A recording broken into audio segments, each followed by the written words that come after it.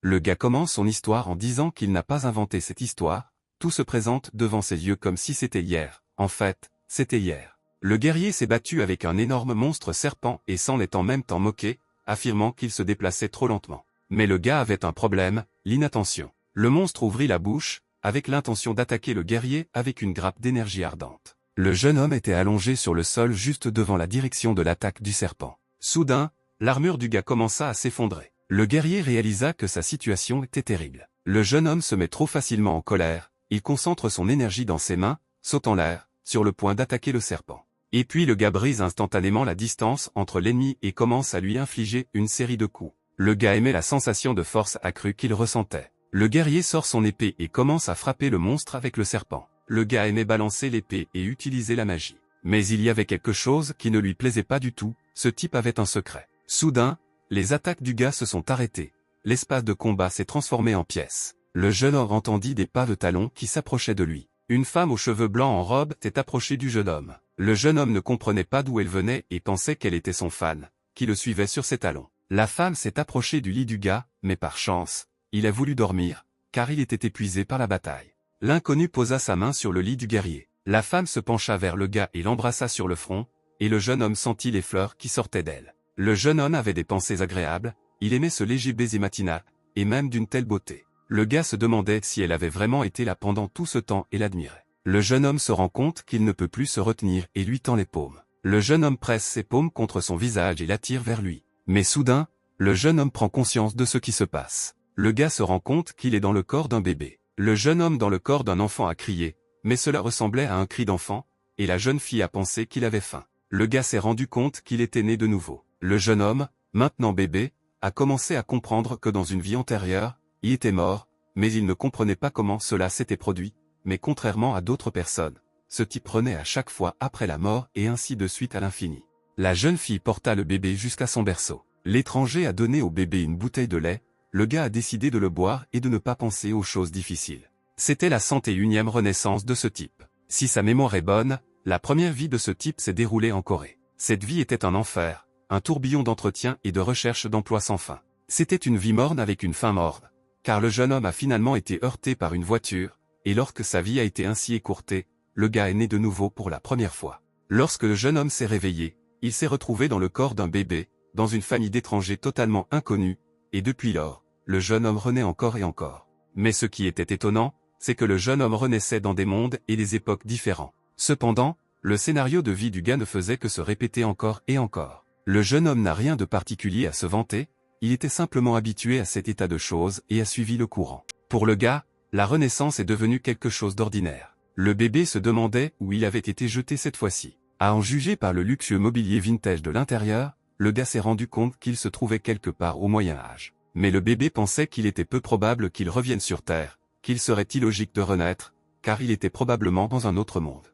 Ayant fini de boire du lait, le bébé pensa rêveusement qu'il aimait les autres mondes. D'après ses souvenirs, d'autres mondes étaient plus confortables pour le jeune homme. En regardant à nouveau autour de lui, le jeune homme pensa qu'il appartenait à une famille riche. La servante est également apparue, ce qui a seulement indiqué que le bébé appartenait désormais à une famille noble. Le bébé s'est réjoui de son bonheur, car sa mère l'aime aussi. Chaque monde avait sa propre langue. La mère demandait si le bébé était rassasié. Il arrive souvent qu'on ne comprenne pas grand-chose au début lorsqu'on se retrouve dans un nouveau monde. Mais grâce aux mains chaleureuses et douces, au regard plein d'amour, tout était immédiatement clair. Sa mère l'aime vraiment. Ayant changé des centaines de mères, le gars pourrait certainement dire que beaucoup accouchent uniquement par sens du devoir. Aussi amer que cela puisse paraître, il arrive aussi qu'un homme soit abandonné immédiatement après sa naissance. Ou alors ils l'ont même forcé à travailler sur la vie qui lui avait été donnée. Mais à propos de cette vie, le gars avait un bon pressentiment. Soudain, quelqu'un a appelé la femme par le nom de Lilian. C'était la servante, elle suggéra à Madame Lilian de laisser le prince avec elle si elle était elle-même fatiguée. Puis le gars a été surpris, il s'avère qu'il était un prince. Mais l'expression de la femme passa soudainement de joyeuse à froide. Madame Lilian demanda soudain au domestique si tout le monde reconnaissait son fils comme prince. La femme demanda l'avis de la servante, à laquelle elle répondit aussitôt que tout le monde reconnaîtrait son fils comme prince. Mais la maîtresse sourit, elle ne crut pas la servante et demanda de ne pas mentir. Car ils étaient seuls ici.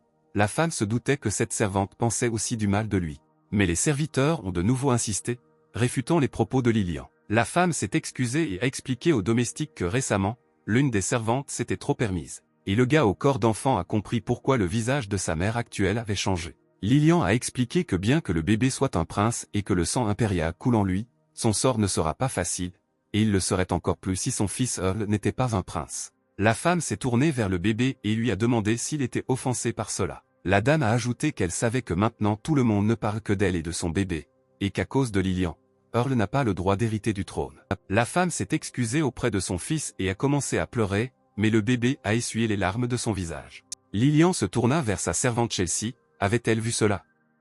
Il semblait à la femme que son fils, bien qu'un bébé, comprenait tout, mais la servante répondit gentiment que cela ne pouvait pas être le cas. L'enfant a mentalement demandé à sa mère de ne pas être triste, car il va bien et peu importe qu'il n'hérite pas du trône. Après tout, même la vie d'un prince est déjà une chance pour lui, le garçon a décidé qu'il ne ferait tout simplement pas attention aux nobles ennuyeux. Et même la famille impériale ne pourra pas le contrôler. Le gamin pensait que la vie du prince s'annonçait mouvementée. Sa 101e vie, n'est-ce pas la vie d'un rêve? Ainsi, le bébé qui renaissait était le fils d'un empereur et d'une ancienne servante, un métis. C'est une vie qui peut être très bien vécue si vous ne vous impliquez pas dans la politique. Après tout, puisque le sang de l'empereur coule en lui, des conditions plus confortables lui seront garanties. De toutes ces pensées, bébé Earl a ri dans son berceau, ce qui a attiré l'attention des femmes qui se tenaient à proximité. Lilian a remarqué que ce bébé est toujours aussi heureux et insouciant. Mais la dame craignait de ne pas avoir assez de force pour protéger le bébé de tout cela. Le garçon se demanda de quel genre de pouvoir nous parlions.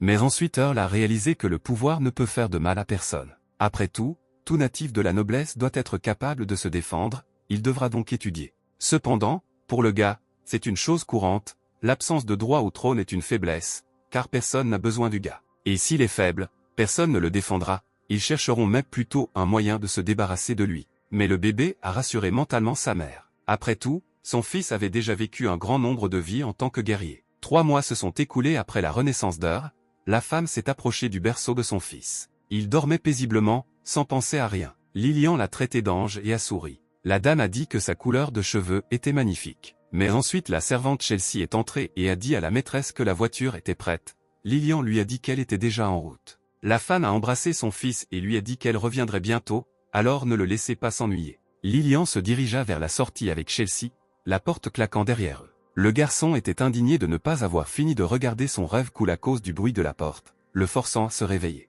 Mais le même bébé s'est calmé, craignant que la nounou n'accoure à sa voix, de qui il n'y a même pas une seconde de paix, depuis qu'il est un enfant.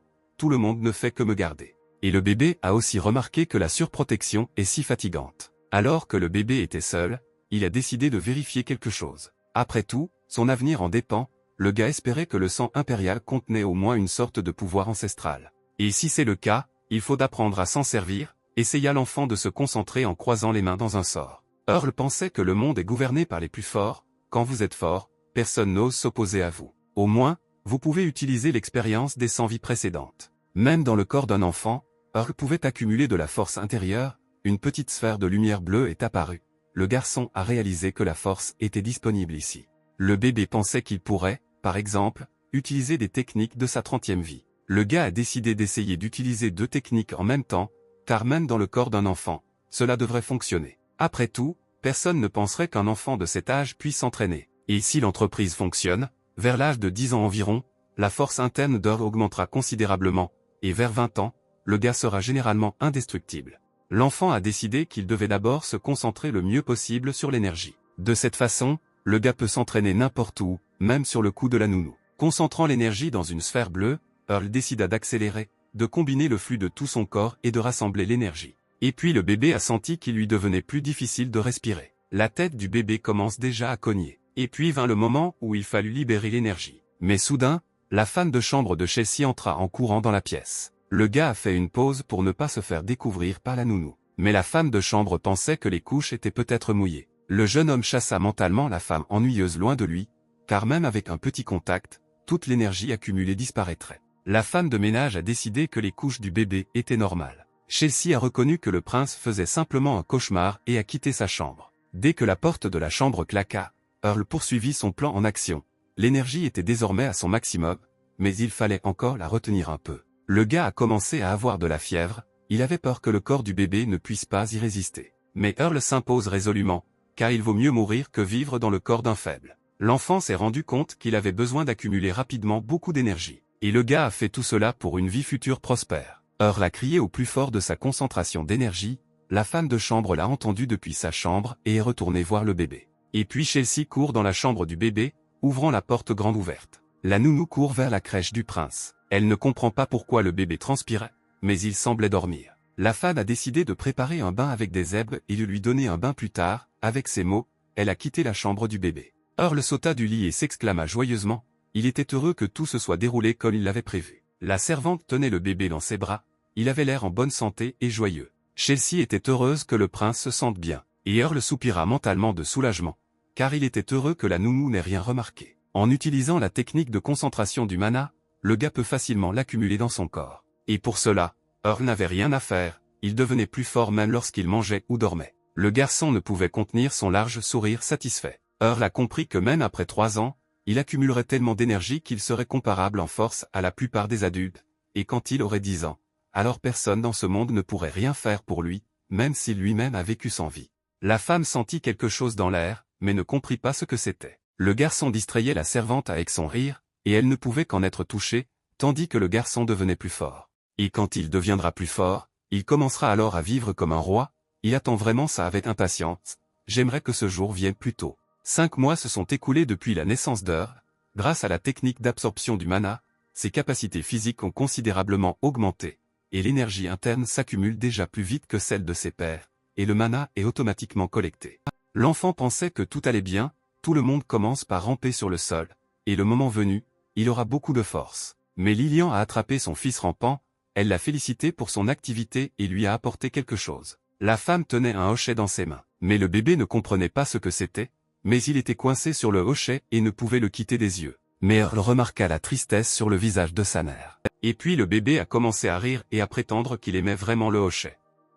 Lilian était ravie et a dit au bébé qu'elle savait qu'il aimerait le jouet. Mais le bébé lui-même ressentait dans sa tête une honte espagnole, car il avait l'esprit d'un adulte. Les femmes ont noté que le prince avait l'air heureux, Lilian a dit qu'elle jouait souvent avec lui. La dame a noté que son fils était mignon et à qui il était si beau, le gars a remarqué qu'il ressemblait à sa mère, bien sûr. Le garçon a décidé de jouer le jeu des femmes, puisqu'il est aimé, il doit en profiter, car ce temps est trop éphémère, et donc inestimable. Mais alors la maîtresse et les domestiques remarquèrent que le bébé avait cessé de sourire, ils pensèrent qu'il était déjà fatigué. Mais en réalité, Earl avait juste faim, mais heureusement, la nounou Chelsea a deviné que le prince avait peut-être faim. Le bébé a reçu un biberon de lait. Pendant ce temps, Lilian et Chelsea ont commencé à discuter de la situation financière. La femme de chambre a dit que le prince avait besoin d'être bien nourri, et depuis hier, il y a de moins en moins de fonds alloués, et la maîtresse lui a répondu qu'elle le savait. Mais la dame a dit qu'elle ne pouvait rien y faire, car le budget pour l'entretien du manoir avait été considérablement réduit cette année et il était difficile d'élever ne serait-ce qu'un seul enfant. Pendant ce temps, Earl écoutait leur conversation en buvant du lait. Le garçon se souvint qu'il avait déjà entendu une conversation similaire il n'y a pas si longtemps. Les servantes expliquaient qu'elles devraient économiser même sur le régime alimentaire de la maîtresse, car il n'y avait pas d'autre choix, mais le gars ne pensait pas qu'elle prenait cela au sérieux. La maîtresse a dit qu'elle ne mourrait pas de faim, et c'était bien, et les domestiques ont suggéré d'économiser de l'argent sur la sécurité. Le bébé ne pouvait pas croire que tout cela était vrai, car la mère était en réalité une simple concubine, elle n'avait ni pouvoir ni statut, même en tenant compte du fait qu'elle avait donné naissance à un prince. Cette situation est encore aggravée par le fait que nous sommes en hiver. Il faut faire quelque chose, sinon lui et le prince disparaîtront, car désormais ils ne pourront même plus s'adonner à l'agriculture, et le gars pensait que puisqu'il était prince, il ne le laisserait pas mourir en bas âge. Chelsea a suggéré de demander de l'aide à sa majesté, mais la dame a répondu qu'il était difficile de le voir, il avait été très occupé ces derniers temps. Maintenant, Earl comprenait où sa mère allait constamment et il semble qu'elle n'ait jamais réussi à obtenir un public. Peu importe à quel point son père était dur, il est inacceptable de se comporter ainsi envers la mère de ses enfants. Le bébé ne comprenait pas pourquoi ce dirigeant faisait ce à cette malheureuse femme. Elle en avait déjà assez des brimades des nobles. Même si le roi était initialement indifférent à Lilian, une telle attitude est terrible. Earl a fondu en larmes et Chelsea a pensé qu'il voulait voir sa maman et a donné le bébé à la maîtresse. Le gars voulait vraiment aider sa nouvelle mère, même s'il était un enfant, mais il pensait qu'il pouvait probablement faire quelque chose, mais rien ne lui venait vraiment à l'esprit. Mais il se promit qu'il trouverait certainement quelque chose. La nuit, le garçon ne dormait pas, mais réfléchissait à la manière d'aider sa mère à survivre cet hiver. Le garçon pensait que le problème était le manque d'argent pour tous ses besoins. En hiver, un nouveau poste de dépense apparaissait, comme le chauffage. L'enfant réfléchit très longtemps, mais soudain une idée lui vint à l'esprit. L'enfant a regardé la cheminée et a commencé à spéculer si le charbon était une structure carbonée, comme les diamants. Earl remarqua que sa mère portait des pierres précieuses, ce qui signifiait qu'elles étaient également appréciées dans ce monde. Le bébé a décidé que s'il n'y avait pas d'argent, il essaierait de créer au moins une pierre précieuse. Mais le gars ne pouvait pas sortir du berceau à cause des petites jambes des enfants. L'enfant pensait qu'avec la quantité de mana dont il disposait, il pouvait s'envoler et voler vers sa cible. Earl comprit qu'il ne serait pas découvert s'il prenait du charbon de bois, car il y en avait déjà tellement ici. L'enfant s'est un peu amusé et a pensé qu'avec un léger mouvement de la main, il transformerait ce morceau de charbon en diamant. Mais ensuite il reprit ses esprits et devint sérieux, car pendant que tout le monde dormait, il devait transformer le charbon en diamant. Earl commença à convertir le mana en énergie thermique, créant localement la pression et la température nécessaires à la transformation du charbon. Le bébé a décidé d'essayer de dépenser plus de mana, car il pourrait encore en accumuler davantage s'il survivait. L'enfant pensait qu'en aucun cas les fuites d'énergie ne devraient être autorisées. Le gars a continué à comprimer le caillot d'énergie en une petite boule. Il a essayé de libérer plus d'énergie interne et de tenir jusqu'au bout. Il ne restait que très peu de choses, le garçon pensait déjà à quel point sa mère serait heureuse. Ici, le bébé fait ses derniers efforts pour sa mère. Et puis d'énormes nuages de fumée sont sortis de la cheminée de la chambre du garçon, et une lumière bleue brillante s'est allumée dans sa chambre. Earl a réussi, il a pu transformer le charbon en un magnifique diamant irisé, il ne lui restait plus qu'à trouver comment l'Y glisser. Le matin, la servante vint dans la chambre du prince pour prendre de ses nouvelles. Mais elle fut immédiatement abasourdie par ce qu'elle vit, le prince sortit lui-même du berceau et s'assit par terre. La femme se demandait comment le bébé pouvait descendre s'il était si haut. Chelsea a ramassé le bébé et l'a porté jusqu'au berceau, espérant qu'il n'était pas resté allongé sur le sol froid toute la nuit. Puis la servante remarqua que le prince était couvert d'une sorte de saleté. Elle regarda autour d'elle, se demandant à voix haute où le bébé avait pu être si sale. La nounou remarqua que même la couverture était tombée et nota qu'il semblait que le prince s'était amusé toute la nuit. Puis la femme remarqua le sol, qui était également taché. Chelsea pensait que le palais n'avait pas été nettoyé depuis longtemps, mais c'était bien que le bébé n'ait pas froid. Soudain, le domestique remarqua quelque chose dans la bouche du garçon. La nounou a demandé au bébé de cracher cet objet, et un diamant est apparu de sa bouche, que le garçon a créé cette nuit-là. Chelsea était ravie de ce qu'elle voyait, elle ne pouvait pas croire que c'était un diamant et ne comprenait pas où le prince pouvait le trouver. La servante comprit qu'un tel trésor ne pouvait pas reposer sur le sol, car elle le nettoyait souvent et très soigneusement. La nounou serra le prince dans ses bras et lui dit que peut-être il pourrait maintenant sortir de cette situation difficile. La femme de chambre a félicité Earl et le bébé a pensé que sa mère l'apprécierait aussi. Après cela, des charrettes contenant des fournitures ont été déversées dans le palais. Tout le monde a reçu suffisamment de bois de chauffage pour survivre à l'hiver. Le garde-manger vide de la cuisine s'est rapidement rempli de nourriture. En général, ce diamant était vendu au meilleur prix, l'argent reçu était suffisant pour couvrir 5 années de frais de subsistance. La dame s'est demandé s'ils avaient fait le bon choix, si le diamant appartenait à quelqu'un, mais Chelsea a répondu que ce n'était pas possible. La nounou expliqua que le château était vide depuis près de 100 ans avant qu'il ne déménage ici.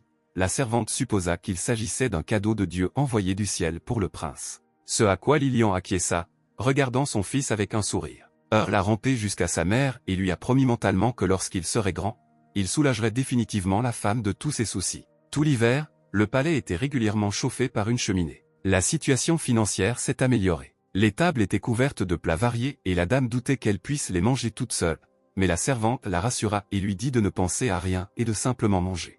Les domestiques qui avaient dû être licenciés ont été réembauchés. Mais le plus important, c'est que ma mère ait cessé d'être triste. Le bébé a mentalement remarqué que sa mère est si belle quand elle sourit. L'hiver s'est avéré très froid et une tempête de neige faisait rage dehors. Mais tout le monde l'a passé dans la chaleur et le confort. Un an a passé, aujourd'hui tout le monde s'affairait autour du bébé, la servante choisissait une tenue pour Earl. La nounou a consulté la maîtresse, mais elle a aimé toutes les tenues. Mais c'est ensuite Lilian elle-même qui a suggéré la tenue. Les femmes passaient beaucoup de temps à choisir une tenue pour leur bébé, et il en avait déjà marre de ce processus de changement de vêtements. Le gars a commencé à soupçonner qu'une sorte de vacances était prévue. Le bébé a décidé de pleurer pour que les femmes s'éloignent de lui et mettent Earl dans le berceau. La servante a dit joyeusement qu'aujourd'hui, il présenterait enfin officiellement le prince à la famille impériale. Le bébé était allongé dans son berceau et se demandait ce que cela signifiait. La dame a ajouté qu'elle était heureuse que tout le monde ait réussi à survivre cette année en toute sécurité. La femme a dit qu'il devait le reconnaître, même s'il était encore un enfant, mais il y a du sang impérial qui coule en lui et son anniversaire est la meilleure occasion.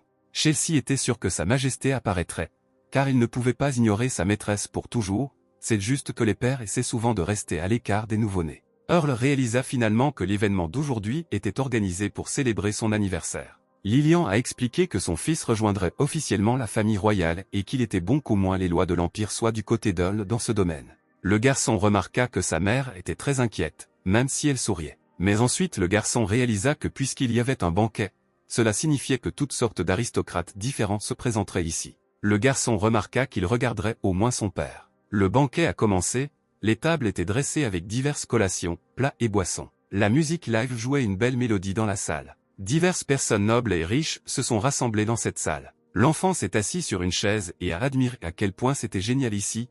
Il se demandait combien d'argent avait été dépensé pour tout cela. Tout le monde était tellement habillé qu'Earl se demandait si c'était vraiment la façon de s'habiller pour les banquets.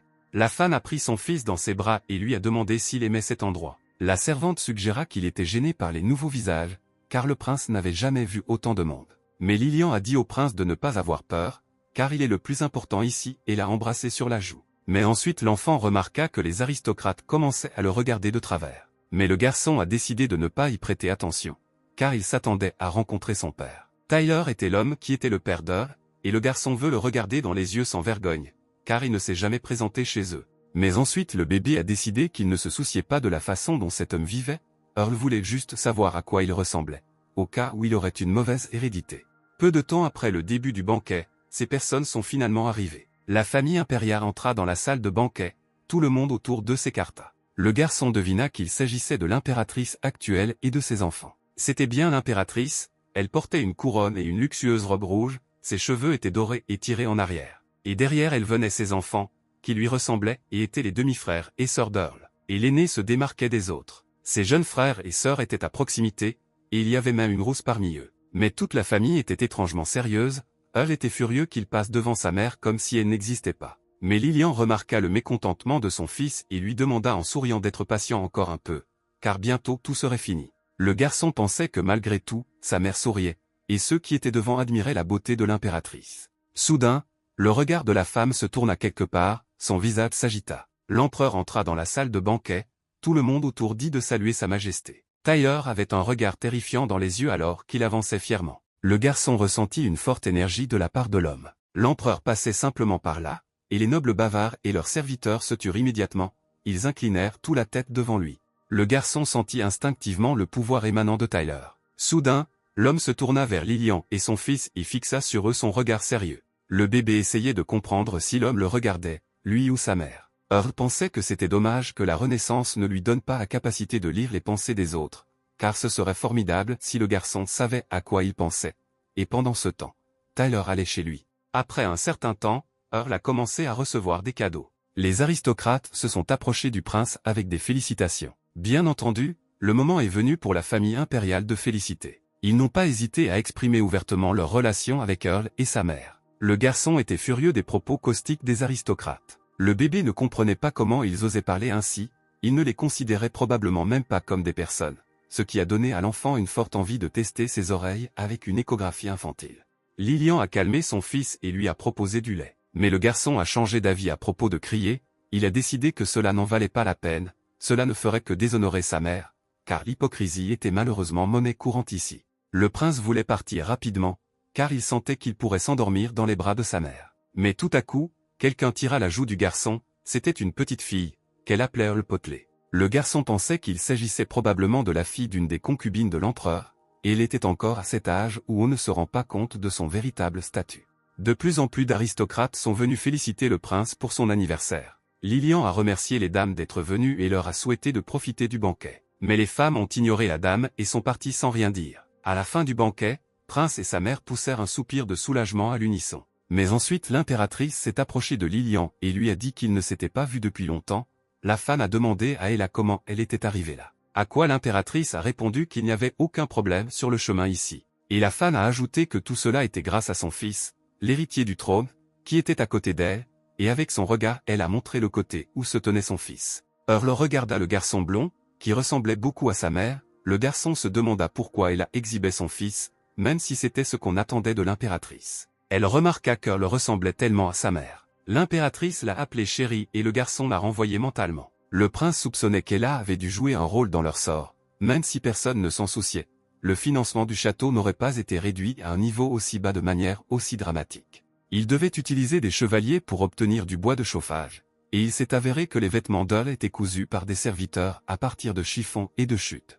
L'impératrice a souhaité longue vie à Earl et Lilian l'en a remercié. S'étant déjà retourné, Ella lui sourit méchamment. Soudain, l'empereur lui-même s'approcha d'Earl et de sa mère. L'homme a demandé à Lilian comment elle allait et si tout allait bien pour elle, si elle s'était habituée au château. La femme a remercié votre majesté pour sa gentillesse et a dit que c'était plus que ce à quoi le garçon avait résisté dans ses pensées et s'était mis en colère contre ses paroles. L'enfant s'est mis à pleurer, mais dans ses pensées, il a demandé à l'homme de lui donner de l'argent, au moins pour ses frais de subsistance. Tyler regarda pensivement son fils et demanda à Lilian de lui donner Earl à regarder. L'homme a remarqué que le bébé ne pleurait plus et ses autres enfants ont hurlé sans arrêt en voyant son visage. Earl maudit mentalement l'empereur et décida de lui sourire exprès. Tyler a noté que l'enfant était drôle, mais le garçon le mettait au défi mentalement, il se préparait à montrer quelque chose à son père. Earl, avec des allusions et des gestes, a demandé à l'empereur de le faire descendre au sol. Lilian a dit à l'homme que son fils ne pouvait pas encore marcher. Tyler a répondu que c'était probablement parce qu'il n'avait qu'un an, de toute façon. Mais tout à coup, toutes les personnes présentes dans la salle ont dirigé leur regard quelque part. Earl se leva et marcha, ce qui plongea toutes les personnes présentes, en particulier l'empereur, dans un grand choc. Le garçon, souriant, se sentait comme la star de la soirée. La dame et les domestiques étaient heureux pour le prince. L'empereur couvrit son sourire satisfait de sa main et dit que le bébé était plein de surprises. Et le bébé se dirigeait vers la table, il voulait montrer à son père qu'il était définitivement différent des autres enfants devant tout le monde. Earl attrape la nappe et la tire vers le bas, jetant toute la nourriture et les boissons sur le sol. Lilian se couvre le visage avec horreur et la nounou est également choquée. Mais le garçon avait tout planifié de cette façon. Tout le monde était tellement inspiré par les premiers pas du prince que personne n'a remarqué qu'il s'agissait d'une stratégie soigneusement planifiée. Le prince choisit le moment le plus approprié, s'approcha de la table et tira brusquement la nappe vers lui, ce qui était exactement ce que voulait le garçon. L'empereur s'est approché de son fils et a soulevé le bébé du sol. Earl a également crié pour faire effet, car après tout, c'était un enfant. Tyler a demandé au bébé s'il était blessé et a décidé de l'examiner. L'homme remarqua qu'il ne s'arrosait que du vin. Puis la mère de l'enfant accourut, l'empereur la rassura en lui disant que le petit était en sécurité, qu'il avait juste besoin de changer de vêtements. La femme de chambre lui proposa son aide quand soudain, Tyler remarqua quelque chose et arrêta la femme. Le bébé portait des vêtements miteux. Les serviteurs se souvenaient bien qu'ils avaient habillé le prince avec des vêtements tout neufs le matin. L'empereur devint sombre et se leva du sol avec le bébé. Les personnes présentes ont discuté de ce que portait le bébé. Leurs regards méprisants se tournèrent vers le comte et l'empereur, et ils commencèrent à répandre des rumeurs sur le sort du prince. L'empereur leur cria dessus et leur ordonna de se taire. Tyler demanda sérieusement quel genre de vie il menait. Ce matin, le garçon a été changé par la nounou. Et après son départ, Earl a concentré son énergie et a commencé à étirer le tissu de toutes ses forces. Il céda facilement, lui donner un aspect usé n'était pas difficile. S'il avait eu des muscles adultes, cela aurait été possible sans gaspiller de mana. Mais le plus important est que le garçon a réussi à exposer la vérité qui dérange au public, afin que tout le monde sache ce qui se cache derrière le gloss extérieur. L'empereur demanda sévèrement une explication sur la façon dont cela s'était produit. Il était si difficile de vivre conformément au statut que Lilian tremblait de peur. Tyler a dit d'accord, ce n'est pas à elle qu'il faut demander. L'homme a appelé son serviteur. L'empereur a demandé au serviteur combien d'argent était alloué à l'entretien des châteaux des concubines et pourquoi cela se produisait lors d'un événement important. Le serviteur a déclaré que le maître avait personnellement donné l'ordre de répartir le budget de manière égale. Tout avait été exécuté conformément à l'ordre. L'homme a demandé des éclaircissements sur la manière exacte dont il serait divisé. L'empereur ordonna que le rapport lui soit immédiatement apporté. L'enfant était heureux que son père soit déterminé. Lilian s'est excusé auprès de l'empereur. La femme prit son fils dans ses bras et Earl demanda mentalement à sa mère et à sa nounou d'être patiente encore un peu, car c'était une chance pour eux tous. Le serviteur revint avec le rapport et le remit à l'empereur. Tout le monde était en suspens, attendant l'issue des événements. L'empereur a parcouru tout le rapport et a tout compris. L'homme a froissé les feuilles de rapport avec colère. L'homme a incinéré le papier froissé avec sa magie, il n'en croyait pas ses yeux. Lilian attendait avec peur les dernières paroles de l'empereur. La salle de banquet entière tomba dans un silence tendu. L'enfant pensa qu'il semblait que l'empereur n'était pas au courant de tout cela. Finalement, l'homme rompit le silence et appela l'impératrice. Tyler a demandé à Ella si elle le savait et comment le comprendre. Ella regarda silencieusement l'empereur avec un regard effrayé. Mais l'impératrice reprit instantanément son calme et demanda calmement si quelque chose n'allait pas. L'empereur expliqua à la femme qu'un trou était soudainement apparu dans le budget et que ses concubines ne recevaient presque rien. L'impératrice fit une grimace surprise et dit que cela ne pouvait pas être le cas. Tyler était en colère parce qu'il ne croyait pas qu'Ella ne soit pas au courant, puisque la répartition du budget relevait de sa responsabilité directe. Soudain, son fils aîné est sorti devant la femme et a bloqué sa mère. Le gars a essayé de s'opposer à son père. Il a dit qu'il était sûr qu'il s'agissait d'une sorte de malentendu et que sa mère ne le ferait jamais, mais ils ne l'ont pas laissé finir. L'empereur a dit, quelle différence cela fait-il, car le chef est responsable des erreurs de ses subordonnés. À cause de la négligence d'Ella, son jeune frère est resté affamé et nu. Le jeune homme regarda Earl, qui l'insultait mentalement et remarqua que le fils aîné n'avait ni le charisme de l'empereur ni la ruse de l'impératrice. Tyler a continué à gronder le jeune homme, il lui a demandé s'il était sûr qu'Ella n'avait rien à voir avec cela, mais le gars est resté silencieux en réponse. L'empereur dit à sa femme qu'il était déçu par elle et la salle entière fut plongée dans un silence absolu. Lilian a rompu le silence, elle a demandé à sa majesté de ne pas blâmer la dame et a pris tout le blâme sur elle. L'empereur demanda sévèrement à la femme de quel genre d'erreur elle parlait.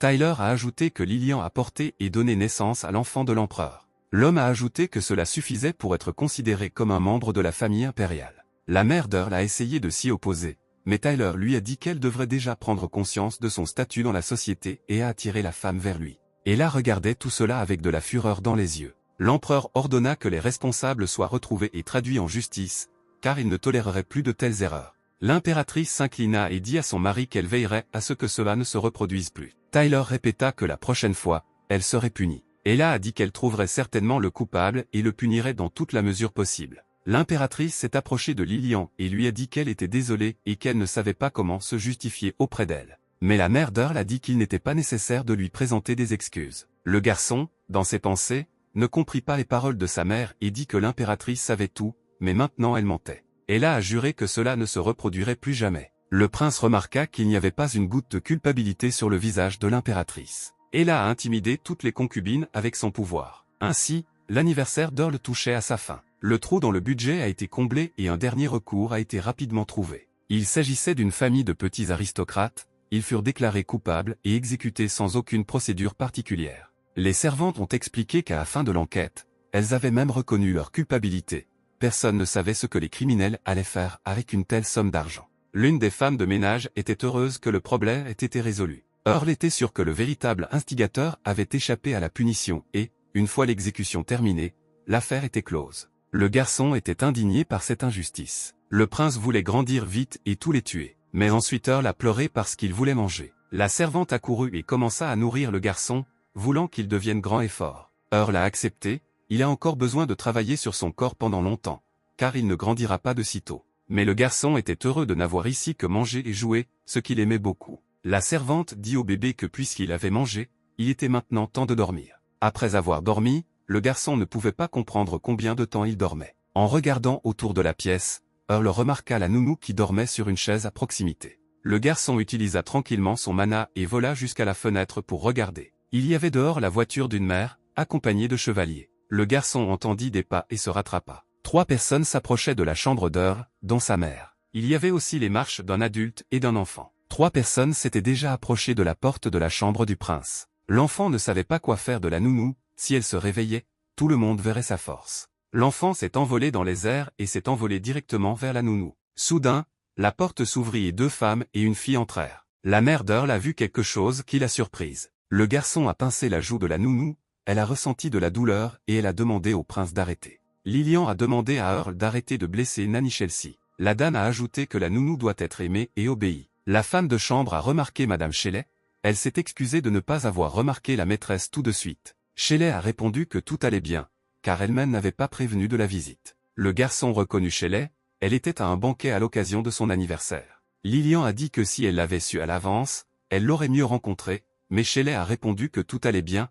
Elle s'est tue pour arriver incognito. L'invité a demandé à sa fille de s'asseoir ici et de la laisser parler seule avec Lady Lilian. Dans l'une des salles, Lilian et son invité dressèrent une table avec du thé. La mère d'Earl ne savait pas pourquoi Shelley était venue ici, mais la femme soupçonnait que la conversation serait sérieuse. Soudain, Lilian a toussé, l'invité lui a demandé comment elle allait, la femme a répondu que tout allait bien. La mère d'Earl a de nouveau demandé à Shelley ce qu'elle voulait dire. La femme lui a dit qu'elle aimerait s'excuser. Mais Lilian n'a pas compris ce qu'elle voulait dire, mais Shelley a expliqué qu'elle s'était excusée pour son comportement lors du banquet en l'honneur de l'anniversaire du prince et a de nouveau demandé pardon. Après ces paroles, il y a eu un silence. Dans un passé récent, Au plus fort des hostilités sur le continent, la famille Shelley a apporté la plus grande contribution à la victoire. Il n'y avait personne dans l'Empire qui n'avait entendu parler de la famille Shelley. Mais maintenant, tout appartient au passé. Récemment, aucun garçon n'est né dans la famille et la renommée s'est rapidement estompée. Selon certaines rumeurs, il serait à court d'argent ces dernières années. Lillian a demandé si c'était à cause de la famille. Shelley lui a répondu que oui, ils étaient endettés. La fan a raconté comment elle l'avait appelé pour lui dire quelques mots. Shelley a sorti un sac de pièces de monnaie et l'a donné à Lillian, mais elle a résisté et n'a pas voulu le prendre. Mais Shelley a expliqué que c'était ce qu'elle souhaitait et a ajouté qu'elle comprenait que cela ne suffisait pas à résoudre le problème. Lillian regarda silencieusement le sac d'or. Shelley s'est excusée à nouveau, a déclaré qu'elle était vraiment désolée et qu'elle n'avait pas été pardonnée. La fan a ajouté que Lillian la détestait peut-être, mais qu'elle ne devrait pas avoir une mauvaise opinion de sa famille. Shelley remarque que sa fille est allée dans une autre pièce et a regardé la bibliothèque. Lillian comprit que l'invité voulait protéger sa fille des conflits avec les autres membres de la famille impériale. La mère d'Earl a dit qu'elle allait bien et qu'elle n'avait vraiment pas besoin d'argent parce qu'elle croyait en l'innocence de Lady Shelley. La fan a essayé de s'y opposer et de lui demander de ne pas se sentir désolée pour elle, mais Lillian a répondu qu'elle ne se sentait pas désolée. La dame a répondu directement à l'invité qu'il n'était pas nécessaire qu'il soit hostile. Lillian a ajouté qu'elle comprenait tout et qu'elle n'avait pas de rancune. La fan a rendu l'argent à Shelley et a demandé qu'il soit mieux dépensé pour un cadeau pour sa petite fille. Lillian a dit que tout était clair pour elle. La femme faisait référence à la raison pour laquelle les dépenses de son palais avaient été si réduites. Même si la mère d'Earl n'en était pas sûre, elle pensait que c'était le cas. Shelley en comprenait la raison, car elle savait qui était cette femme. Lillian était la servante de Sa Majesté. Et puis Earl a entendu cela et a été choqué, il ne savait pas que sa mère travaillait pour l'impératrice. Mais maintenant, il comprenait pourquoi Ella ne l'aimait pas autant. À cause de tout ce raisonnement, le bébé a commencé à faire des bruits forts, la nounou a couru vers lui, mais le garçon a immédiatement ri. La servante Chelsea a noté le changement d'humeur du prince. Sur ces mots, les serviteurs s'éloignèrent de la crèche du prince. Chelsea s'est assise à la table où était assise la fille de l'invité, Candy, et a demandé combien la princesse avait lu. L'enfant a décidé d'utiliser son énergie pour écouter à nouveau la conversation des femmes. Lillian a dit qu'elle pouvait comprendre Ella, alors elle a pris cette attitude pour acquise. La fan a ajouté que, toutefois, elle ne pouvait pas cacher son oppression. Alors la mère d'Earl a réfléchi et décidé. Jusqu'à ce que son fils grandisse, elle le protégera et ne permettra plus à Ella de nuire à ta famille. Lillian a invité Lady Shelley à devenir amie, elle a été surprise d'une telle offre. Ce n'était pas seulement une conspiration, mais une unification des forces des concubines. Shelley a accepté la proposition de la femme. Si quelqu'un se retrouve soudainement coincé dans une impasse, il y aura au moins un endroit où attendre un coup de main, c'est pour cela qu'il était nécessaire. Earl s'est rendu compte que sa mère savait tout. Elle était au courant du conflit entre l'impératrice et les concubines. Le garçon ne savait pas ce que Lillian allait faire et s'il devait se préparer à l'avance à tout cela. Les pensées du garçon furent interrompues par l'apparition soudaine de Candy à son chevet. La jeune fille rayonnait en regardant son demi-frère, et Earl ne pouvait penser qu'à la convaincre de le laisser tranquille. Mais un instant plus tard, Candy était déjà assis dans le berceau du garçon et lui tirait les joues en disant que son frère était doux et chaud. Le gars était indigné du comportement de la fille dans ses pensées. La servante de Chelsea remarqua la princesse dans le berceau et courut vers elle, le garçon implorant mentalement de l'aide. Mais la nounou a demandé à Candy que le prince était très mignon, et la fille a accepté. Chelsea a invité la princesse à lui rendre visite, ce à quoi Candy a accepté avec plaisir. Earl était perdu, son dernier espoir d'avoir une nounou s'était effondré. Le temps a passé, et maintenant le prince avait 30 mois, le garçon pensait que ce serait bientôt son 3e anniversaire, la vie est éphémère, comme toujours. L'enfant voulait grandir le plus vite possible, car il devait encore vivre pour atteindre l'âge adulte, mais il voulait déjà apprendre à draguer les filles normalement. On lui a dit dans sa 45e vie qu'on pouvait rencontrer n'importe quelle fille dans 10 minutes. Soudain, un bruit de chaussures se fit entendre devant la porte. Earl ne savait pas de quoi il s'agissait, mais il devint alerte. Candy se précipita rapidement vers la porte et salua bruyamment Earl. Mais lorsque la jeune fille entra dans la pièce, le bébé n'était plus là. La princesse cherchait le garçon dans tout le palais, mais il était introuvable. Soudain, Candy découvrit de petits pieds derrière le rideau. La jeune fille fit semblant de ne pas le voir et elle se dirigea prudemment vers les rideaux. Et puis la princesse a soudainement ouvert les rideaux et a attrapé le petit Earl. La jeune fille inspirée a invité le prince à jouer à cache-cache, mais il a mentalement refusé. La princesse attrape la main du garçon et lui propose de se rendre dans un endroit plus spacieux. Les enfants sortirent, la jeune fille trouva rapidement le prince et lui dit que c'était maintenant son tour de regarder. Après la visite de Lady Shelley, la princesse Candy est devenue une invitée fréquente ici, mais non sans l'aide de la nounou omniprésente. Mais le gars était heureux qu'au moins une forte amitié commence entre sa mère et Lady Shelley.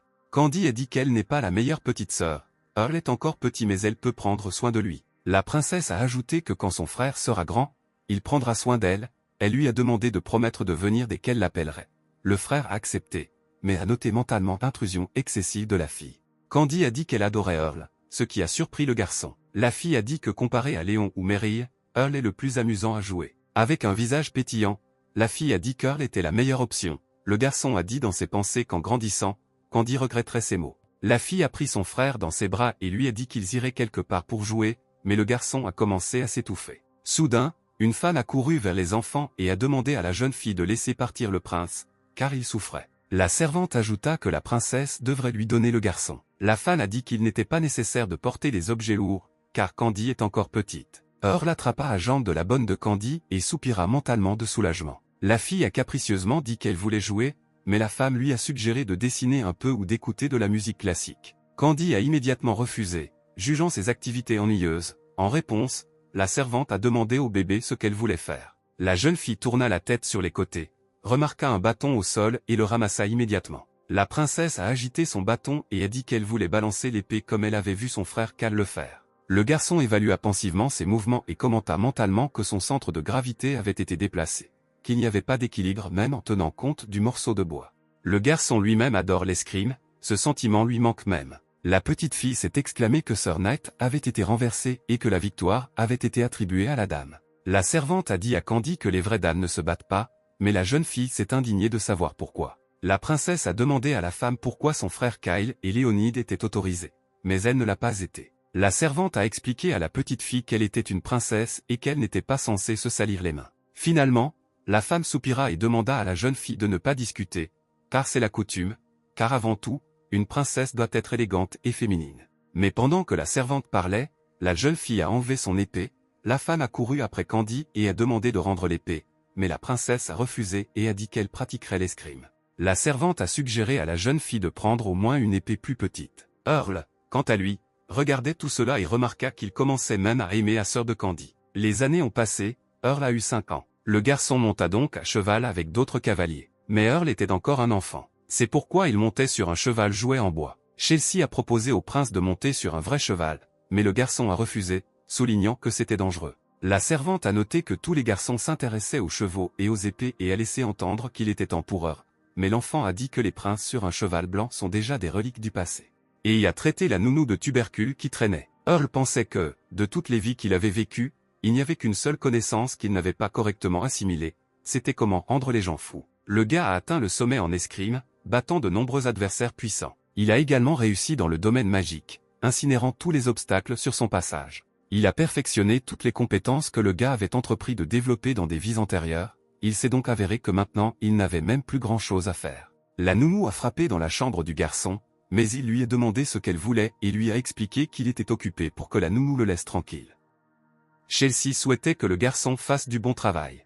Mais le garçon dit mentalement que seuls les imbéciles travaillent et tomba sur le lit. Après un certain temps, la nounou a dit quelque chose à Earl, ce qui a presque fait pleurer le garçon. La femme a demandé au garçon s'il ne voulait pas trop étudier. Le gamin a dit oui, il ne veut pas. La servante a continué à persuader le garçon, elle a dit qu'Earl avait déjà 5 ans et qu'il était temps d'explorer le monde qui l'entourait sous différents angles. Mais le prince répondit à la femme qu'il ne voulait rien savoir, que l'autre côté lui suffisait, qu'il n'était pas du tout intéressé à apprendre. La nounou soupira et dit que le prince parlait comme s'il avait vécu sans vie, ce à quoi le garçon la regarda avec méfiance pendant une seconde, car il ne comprenait pas comment elle le savait. Le garçon essaya d'objecter, mais il pensait que la science était déjà dans son foie. Le prince pensa qu'il était fatigué d'étudier encore, et ainsi de suite à chaque fois. Ce à quoi la servante répondit que selon la loi impériale, 5 ans est l'âge auquel il est temps d'étudier. La nounou a dit qu'elle avait apporté des livres simples et avec ces mots elle en a posé une pile sur la table. Et le garçon s'est indigné qu'il n'y en ait pas assez. Le prince a pris le livre dans ses mains et a dit qu'il aimait les livres, qu'il les retournerait et les retournerait. Et il a commencé à tourner l'un des livres dans sa main, mais la servante a dit avec agacement que les livres devaient être lus et non tordus. Earl a pris les livres et a commencé à les empiler chez lui sur le tapis, et la femme a reproché au garçon, disant qu'il ne devrait pas avoir honte, car comme il le sait, beaucoup d'enfants du commun rêvent simplement d'étudier, mais ils n'ont pas l'occasion, et la plupart d'entre eux ne savent même pas lire. La femme de chambre s'est assise à côté du garçon sur le tapis, provoquant l'effondrement de sa maison. Chelsea a dit à Earl qu'il devait respecter les livres. La femme a ordonné au bébé d'arrêter de jouer et de s'asseoir droit, et le prince ne pensait qu'à la manière de se débarrasser le plus rapidement et le plus efficacement possible du serviteur ennuyeux. Soudain, le garçon a trouvé quelque chose, il est tombé au sol et a commencé à se battre avec ses bras et ses jambes, criant qu'il ne voulait pas et n'étudierait pas. Soudain, la porte s'est ouverte et maman est entrée, et le concert d'Earl s'est terminé avec la pause agenouillée d'un étudiant assidu. Le garçon a été emmené à la bibliothèque et obligé de lire. Earl lui-même a compris qu'il devait étudier à cet âge. Mais ironiquement, plus il essaie, plus il met en danger les gens qui l'entourent. Après tout, plus le fils de la concubine et de l'empereur est talentueux, plus vite ils voudront se débarrasser de lui. Cela peut paraître injuste, mais le destin a déjà tout décidé pour nous. Par conséquent, le garçon a conclu qu'il n'avait d'autre choix que de tout prendre en main. La servante a apporté du thé au garçon dans la bibliothèque, elle a dit que le prince devrait faire plus d'efforts, alors sa mère sera heureuse. Earl a demandé si c'était vrai et a pris le thé. Le garçon a dit à Chelsea qu'il pensait qu'il était trop paresseux pour ça. Mais la nounou a demandé au garçon de bien réfléchir. Le serviteur a continué que si le garçon continuait à se comporter de cette façon, Lady Lilian serait très bouleversée, et ces mots rendaient le prince triste. L'enfant ne voulait pas laisser tomber sa mère, alors il était d'accord avec la femme de chambre et a dit qu'il étudierait. Mais a dit mentalement que tout, sauf l'escrime, le frapperait certainement sur le côté et la magie aussi. Pendant que le garçon écrivait, il se demandait ce qu'il deviendrait sans tout cela. Une semaine plus tard, un chariot arrivait jusqu'à la maison d'Earl. Le garçon regarda par la fenêtre et réalisa de qui il s'agissait, c'était le magicien de la tour. La nounou expliqua que c'était lui qui était venu et que le magicien était venu aider le prince à apprendre la magie. La servante a ajouté que nous devons d'abord déterminer si le garçon a un talent pour la magie, puis nous pourrons commencer à étudier. Mais Earl a résisté à cela dans ses pensées. Le garçon réalisa que s'il s'agissait d'un magicien puissant, il ressentirait certainement son pouvoir. Mais le prince dispose désormais d'une énorme quantité d'énergie qu'il a accumulée au fil de ses années et il doit d'une manière ou d'une autre cacher ses capacités. La servante dit au garçon avec un sourire que tout se passerait rapidement et sans douleur et ajouta qu'Earl n'avait pas besoin d'avoir peur. Et ainsi, le prince et sa servante entrèrent dans la salle où le magicien était assis à table et attendait de rencontrer Earl. Soudain, le regard du magicien passa du calme au choc, ses yeux exorbitaient vers le garçon. L'homme a sauté de sa chaise, mais il l'a vu lui-même. Earl a vu son énergie circuler dans son corps. Mais l'enfant était intéressé par la façon dont le magicien le voyait. L'homme s'est approché du garçon, il lui a touché la main et a été surpris. La servante a demandé avec joie si leur enfant était spécial.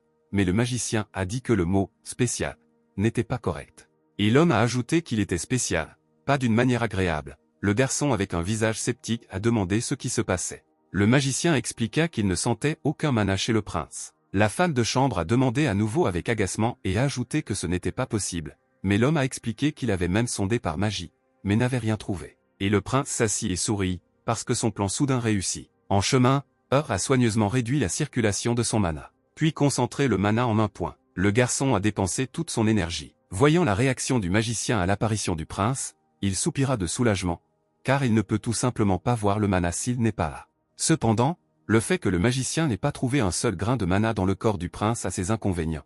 Le magicien a dit à Lilian qu'Earl n'avait aucun penchant pour la magie, mais la femme n'a pas immédiatement compris ses paroles.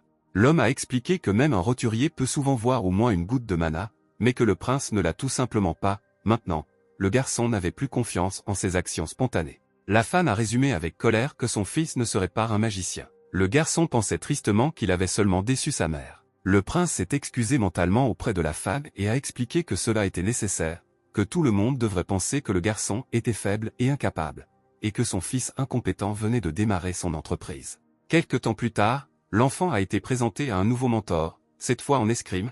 L'homme a annoncé avec enthousiasme au garçon qu'il lui apprendrait l'escrime. L'homme ajouta que si le prince s'entraînait dur, il deviendrait bientôt aussi fort que lui. Cet homme était un jeune chevalier qui n'avait pas plus de 25 ans. Mentalement, le garçon le traitait de faible et lui disait qu'il était encore aussi loin d'un vrai chevalier que la lune. Après tout, le corps du garçon s'est endurci au cours de tant de batailles contre les créatures les plus terribles. Dans des vies antérieures, le gars s'est battu avec divers dragons et autres monstres. Par conséquent, il considérait ce chevalier comme indigne de lui enseigner. Le garçon répondit au chevalier de commencer à lui enseigner. Le mentor répondit avec un sourire que le prince devait lui faire confiance et deviendrait certainement plus fort. Mais Earl soupira d'indignation. Le garçon s'est souvenu qu'il avait vu une fois la sœur de Candy porter des poids pour améliorer ses capacités physiques. Le chevalier a confirmé que c'était normal pour leur famille, mais le garçon a trouvé cela effrayant. L'homme a expliqué que les éléments de base de l'escrime sont la flexibilité et l'équilibre. Avec ces mots, le mentor a commencé à montrer des exercices à répéter avec une rapière. Le mentor a dit au prince de ne pas s'inquiéter, car il commencerait par la chose la plus simple. Ils ont commencé par un entraînement à l'équilibre. Earl avait du mal même à basse altitude. Puis l'homme l'a rassuré en lui disant que le garçon ne se blesserait pas s'il tombait d'une telle hauteur. Mais l'enfant a admis qu'il avait peur de n'importe quelle hauteur et ne le contrôlait pas. Puis ils sont passés à l'entraînement de flexibilité. L'homme a dit au garçon que depuis qu'il était jeune, cela devrait être facile. Mais le prince ne pouvait pas non plus faire face à cet entraînement, il ne pouvait pas faire les étirements. Un autre entraînement portait sur la précision. L'homme ordonnait de pointer l'épée exactement vers la cible pour la toucher. Mais le garçon, brandissant son épée, la laissa tomber accidentellement. L'enthousiasme du mentor a sensiblement diminué. Le garçon a demandé s'il était médiocre, mais l'homme a répondu avec bonhomie que ce n'était que la première formation. Si le prince continuait à pratiquer, il réussirait. L'homme donna son épée au garçon et lui expliqua comment la tenir. Earl s'est aperçu qu'il était suivi depuis la forêt voisine. Mais l'espion était déjà parti. Le garçon comprit que plus son résultat était médiocre, plus vite il prendrait du retard. Les rumeurs se répandirent rapidement. Les aristocrates disaient que le prince n'avait pas plus de mana qu'un roturier et que son corps était si faible qu'il pouvait à peine se tenir debout. Même l'impératrice apprit que le fils de Lilian n'avait aucun talent pour l'escrime. Et là se tourna vers le serviteur et dit avec un sourire que c'était agréable d'entendre cela. Les rumeurs peuvent calmer la vigilance, car le garçon, ayant survécu à tant de vies, le savait. Le garçon a demandé au domestique si le nouveau professeur viendrait, ce à quoi la femme a répondu que oui, il viendrait bientôt. Maintenant, tout le monde dit qu'Earl est un prince inutile, presque tous les professeurs refusent d'enseigner à l'enfant. Et pourtant, il y avait un héros qui a décidé de venir. Soudain, on entendit frapper à la fenêtre. Le garçon sauta de la table et courut regarder par la fenêtre pour voir qui était là. Un gars est entré dans la pièce et s'est présenté comme étant Émile, et à partir d'aujourd'hui, il sera le professeur du prince. Le jeune homme a ajouté qu'il enseignerait aux garçons des langues étrangères. Le garçon a remarqué le désespoir sur le visage du professeur. Il était clair qu'il avait été forcé. Émile a déchargé les livres sur la table et a expliqué qu'il s'agit d'un manuel standard. Il vous permettra d'apprendre les bases de la grammaire en une journée. Le jeune homme a ajouté qu'il s'agit d'un rythme d'études normal et que demain il envisage de passer à un nouveau sujet. Et puis il a résumé que le prince s'y habituerait vite. Le garçon lui a répondu qu'il ferait de son mieux, mais dans son esprit il pensait qu'il y avait quelque chose qui n'allait pas avec ce type. Émile a dit que de mauvaises notes sont possibles, mais il n'y a pas lieu de s'énerver, car étudier est avant tout une question d'intérêt, puis de capacité. Le garçon n'a pas compris dans son esprit quel genre de choses étranges le gars lui inculquait lui, même sans son consentement. Le garçon a eu l'idée que le professeur avait décidé de simplement l'ignorer dans toutes les leçons, alors le garçon a eu une idée à ce sujet, bien qu'il soit petit, mais dans ses vies antérieures, il a étudié de nombreuses langues. Earl pouvait se vanter de ses capacités linguistiques, alors il a décidé de se faufiler dans la bibliothèque la nuit pour réaliser son plan. Le garçon concentra son mana dans sa main, il prit la forme d'une sphère avec une lumière bleue brillante. L'enfant a dit qu'il devait d'abord trouver un dictionnaire et avec ces mots, il a lancé l'énergie à l'avant. Des vagues bleues de mana glissèrent sur les étagères, trouvant les bons livres de grammaire pour Earl. Une vague de mana ramassa la publication désirée et l'apporta au garçon. Le garçon a continué à émettre des vagues de mana et apprit la littérature dont il avait besoin pour ses études. Les livres tourbillonnaient dans les airs comme dans une danse en rond, sur des vagues de lumière de mana bleue. Le garçon leva la main et dirigea des flux d'énergie vers les bons endroits, ramassant sur les étagères les livres qui l'intéressaient. Et ainsi, des flux de mana mettent tout ce qui est nécessaire à une étude plus approfondie en tas sur la table. Le garçon pensait qu'il y avait tellement de choses intéressantes dans le monde, mais que toutes les langues étaient construites sur un principe similaire. Ce n'était donc qu'une question de temps avant qu'il se mette à enseigner. Le garçon a étudié des livres toute la nuit pour mettre en œuvre son idée. Dans la matinée, le professeur est arrivé au palais pour donner des cours. Il a dit au garçon que c'était une mauvaise blague. L'homme ne croyait pas que le prince puisse apprendre tout le matériel. Mais Earl a tenu bon, il a dit qu'il ne mentait pas, c'était vrai, et a proposé de commencer. Émile a demandé au garçon avec incrédulité s'il se souvenait vraiment de tout, mais le prince a répondu qu'il n'était pas nécessaire de lui mentir. Comparé aux langues des pays voisins, la langue impériale nata était encore un peu difficile. Le jeune homme invita le garçon à lire un livre et lui tendit un manuel. Peu importe à quel point un enfant est intelligent, lire ne serait-ce qu'un simple livre avant l'âge de 12 ans est difficile. Et puis un enfant de 5 ans a appris les langues en seulement 2 jours, le garçon a pris le livre et a commencé à le lire sans aucune difficulté. Émile est venu d'abord avec un grand choc, puis avec un plaisir indescriptible et a félicité le garçon. Lorsqu'un élève réussit, la réputation de l'enseignant augmente. Earl sourit sarcastiquement à son mentor. Le garçon a choisi quelque chose dans lequel il pourrait être un génie dans la haute société. Le soir, dans l'un des établissements, on discutait déjà du garçon qu'il n'était même pas capable de tenir une épée dans ses mains. Comment une telle médiocrité pouvait apprendre des langues en seulement 2 jours? l'un des visiteurs a suggéré que le garçon pourrait être tout aussi bon dans les sciences exactes. La rumeur selon laquelle le prince était encore un peu un génie s'est rapidement répandue. Et la source des rumeurs était Émile, qui, après un petit succès, est immédiatement allé bavarder dans le bar. Il a dit aux autres visiteurs qu'il était capable de discerner un grand potentiel chez le garçon. Chaque enfant a un talent caché. Le mentor s'est vanté d'être capable de révéler ce talent dans toute sa splendeur. Finalement, des rumeurs parvinrent à l'empereur. Tyler pensa que, apparemment, l'épée ou la magie n'était tout simplement pas sa voie, car il n'était pas facile de faire quelque chose qu'il n'aimait pas. Lilian regrettait sincèrement d'avoir contrarié l'empereur. La femme pensait que son fils avait beaucoup changé. La dame se demandait même si elle l'élevait correctement. L'empereur s'approcha de sa concubine et lui demanda si elle s'inquiétait vraiment pour son fils. Mais ensuite l'homme a ajouté qu'il pensait qu'Earl grandissait pour devenir un garçon merveilleux. Et le prince lui-même, souriant sournoisement, dit mentalement qu'il leur montrerait toujours des miracles, mais qu'il valait mieux les servir à dose afin de maintenir l'intérêt pour sa personne. En attendant, le garçon a décidé de se détendre et d'en récolter les bénéfices, car il était désormais reconnu comme un génie. Quelques jours plus tard, la maison où vivaient Earl et sa mère reçut de nombreux chevaliers. Le garçon regarda leur arrivée par la fenêtre avec un sourire. Le prince pensa que l'empereur avait probablement décidé qu'il était nécessaire de mieux protéger quelqu'un qui lui-même ne savait pas se battre et remarqua la prévenance de son père à cet égard. Soudain, on frappa à la porte, l'enfant demanda qui était là. Ils s'excusèrent et deux servantes entrèrent et apportèrent le coffre. Le prince leur demanda ce qu'il contenait. Lilian entra ensuite et expliqua que le coffre contenait des cadeaux de sa majesté. Le garçon fut sincèrement surpris que le cadeau soit pour lui et s'approcha du coffre, avec l'intention de l'ouvrir. Maman et les deux servantes souriaient joyeusement et attendaient avec impatience que le garçon ouvre le cadeau. L'enfant ouvrit le coffre et l'admira. Il était rempli d'or, de pierres précieuses et de bijoux coûteux. Earl était émerveillé par tant d'or et de bijoux. Mais soudain, son attention fut attirée par un pendentif avec un rubis rouge. Le garçon demanda de quel genre de pendentif il s'agissait. Les servantes ont demandé au garçon comment il aimait les cadeaux de l'empereur, mais le prince n'a pas aimé que sa question soit ignorée. Alors il a de nouveau demandé de quel type de pendentif il s'agissait. Le gars a décidé de spéculer lui-même sur la chose. Il semble que ce pendentif vous aide à vous concentrer et active vos capacités mentales. Mais très probablement, cette chose ne fait que faire bouillir votre cerveau et vous commencez à être très fatigué. La femme de chambre de Chelsea a admiré l'érudition du prince et a dit que c'était incroyable. Et le prince était d'accord avec ses paroles. Le garçon pensait qu'une personne ordinaire ne voyait qu'un pendentif précieux, mais Earl a vu du mana à l'intérieur de la pierre. Cependant, le prince n'en avait aucune utilité. Le garçon pensait qu'il voulait offrir ce pendentif à sa sœur Candy, car elle s'est tellement entraînée ces derniers temps qu'elle deviendra bientôt un orang-outan. Le prince demande à sa mère s'il peut offrir ce pendentif à sa sœur Candy. Lilian répond que c'est un cadeau de sa majesté, mais elle ne pense pas que l'empereur sera très opposé si le garçon donne une chose. Le garçon sourit joyeusement à la femme.